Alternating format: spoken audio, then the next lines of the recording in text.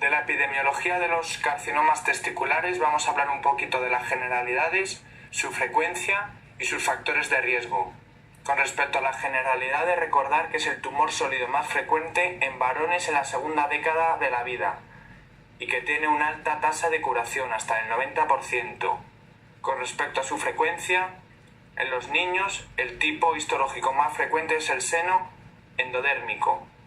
En la segunda tercera década vamos a recordar la regla mnemotécnica de SETECAIN: S de seminoma, T de teratoma y CAIN de carcinoma embrionario. A partir de los 50 años, el carcinoma testicular más frecuente va a ser el linfoma testicular. Con respecto a los factores de riesgo, la criptorquidia va a ser uno de ellos. Recuerda que la criptorquidia es normal hasta los 2 años y durante esta época se debe realizar un seguimiento con ecografía y clínicamente.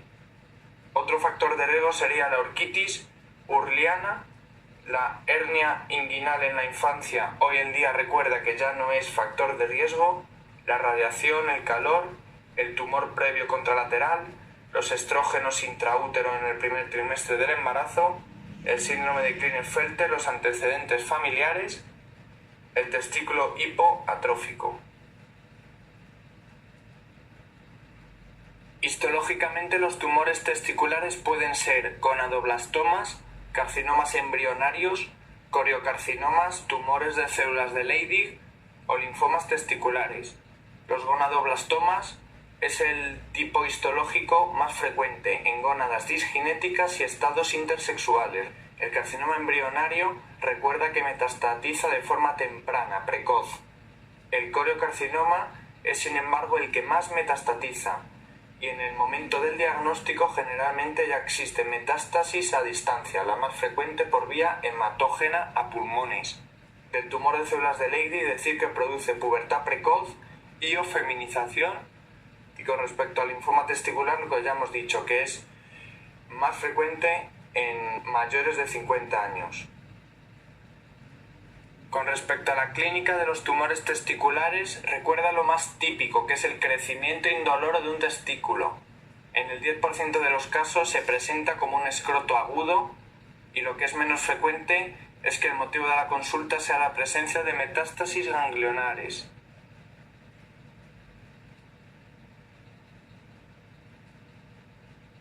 Para el diagnóstico de los carcinomas o tumores testiculares va a ser importante los marcadores tumorales, la ecografía y la tomografía axial computarizada.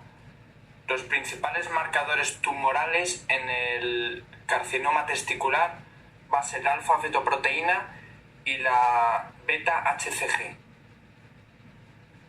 Si encontramos aumento de la alfa-fetoproteína vamos a tener que sospechar principalmente en el carcinoma embrionario o del seno endodérmico.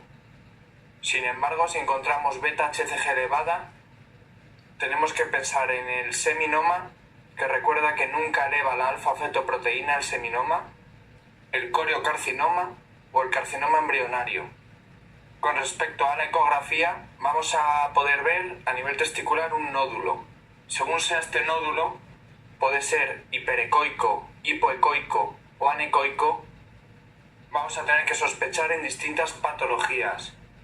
El nódulo hiperecoico se ve más blanco, nos puede indicar la existencia de litiasis que produce sombra posterior o hueso. El nódulo hipoecoico, que se ve más negro, suele ser masas, ya sean masas a estudio o masas tumorales. Y el nódulo anecoico se ve muy negro, suele ser líquidos o quistes y tienen refuerzo posterior. La tomografía axial computarizada se utilizaría para el estudio de extensión en los tumores testiculares.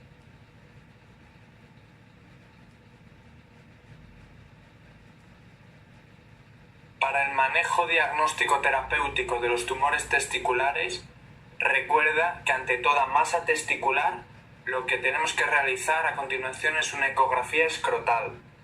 Si la ecografía nos muestra un nódulo no sólido, tenemos que hacer el diagnóstico diferencial con una serie de patologías, entre ellas la orquiepididimitis, la torsión testicular, el varicocele, el espermatocele el hidrocele o el quiste de cordón. Si la ecografía, sin embargo, muestra un nódulo sólido, tenemos que realizar marcadores tumorales como la alfa-fetoproteína y la beta-HCG. A continuación, siempre de forma reglada, en todos los casos y siempre inguinal, vamos a realizar una orquiectomía radical inguinal y nunca se realiza biopsia testicular. Tras la orquiectomía radical inguinal, tenemos que diferenciar si se trata de un tumor seminomatoso o no seminomatoso. Si estamos ante un seminoma, estadio 1, limitado al testículo, lo que tenemos que hacer es observar al paciente. Si el tumor es mayor de 4 centímetros durante el seguimiento o afecta a la red de testis, se puede dar radio o quimioterapia. En el estadio 2, cuando ya afecta a retroperitoneo, lo que se tiene que hacer es radio, quimioterapia más cirugía si existe masa residual. En los seminomas grado 3, cuando existe afectación de los ganglios supradiafragmáticos o metástasis a distancia, lo que hay que hacer es quimioterapia, ya que la tasa de curación es del 80%. Tras la orquiectomía inguinal, cuando el tumor es un tumor no seminomatoso grado 1, está indicada la observación. En los grado 2 vamos a realizar quimioterapia más cirugía si existe masa residual, y en los grado 3 vamos a realizar quimioterapia. Tras la orquiectomía inguinal vamos a tener que repetir los marcadores tumorales y a continuación realizar un estudio de extensión con una tomografía axial computarizada abdominopélvica.